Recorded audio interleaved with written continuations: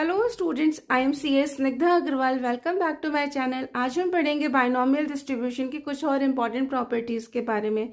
इसके पहले के वीडियो में मैंने आपको कुछ प्रॉपर्टीज़ बताई थी बायनोमियल डिस्ट्रीब्यूशन की।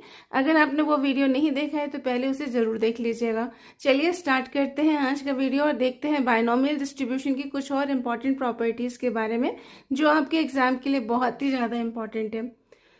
सबसे पहले मीन क्या होता है बायनोमियल डिस्ट्रीब्यूशन में? बायनोमियल डिस्ट्रीब्यूशन में मीन किसके इक्वल होता है? N P. एन क्या है? Number of trials. पी क्या है? Probability of success. ठीक है। वेरिएंस किसके इक्वल होता है? N P Q, where N is equal to number of trials, P probability of success, Q probability of failure. ठीक है। तो स्टैंडर्ड डेविएशन क्या हो जाएगा? अंडर रूट वेरियंस और under root N P Q. आपके एग्जाम के लिए ये बहुत ज्यादा इंपॉर्टेंट है। Variance is always less than mean. Binomial distribution में वेरिएंस हमेशा मीन से कम होता है। ये ऑब्जेक्टिव में कई बार पूछा गया है। ठीक है। उसके बाद ये वाला भी बहुत बड़ा है कि वेरिएंस हाईएस्ट कब होगा बायनोमियल डिस्ट्रीब्यूशन में? तो variance will be highest when P is equal to Q. P और क्यू इक्वल हो जाए, यानी प्रोबेबिलिटी कितनी हो जाए सक्सेस की, वो भी हाफ, और फेलियर की वो भी हाफ। ठीक है।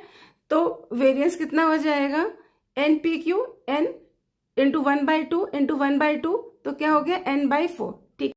अब देखते हैं बायनोमियल डिस्ट्रीब्यूशन में मोड किसके इक्वल होता है? मोड होगा n+1 इंटू पी। ठीक है।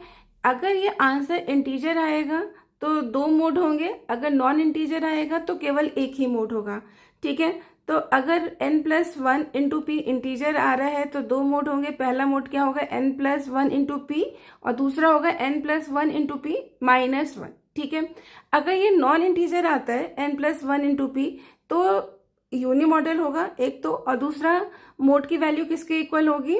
हाईएस्ट इंटीजर इन n+1 इंटू पी। ठीक है। आई होप आपको जितनी भी प्रॉपर्टीज आज मैंने बायनोमियल डिस्ट्रीब्यूशन की पढ़ाई अच्छे से समझ में आ गई होगी।